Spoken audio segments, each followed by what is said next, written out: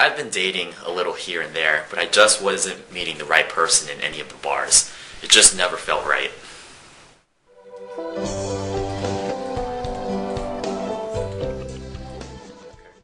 So I got a trial membership online.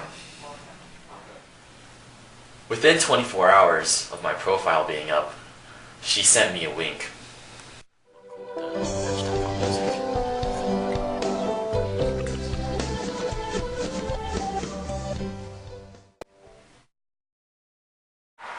I'll never forget it because our first date happened right after the blizzard.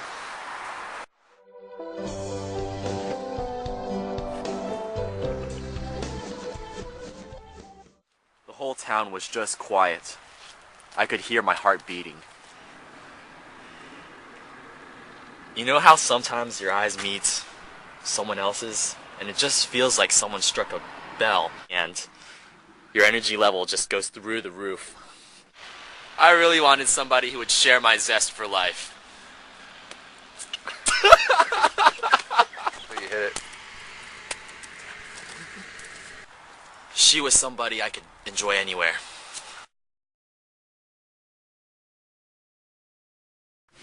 People say that online dating services are weird or whatever, but look at us.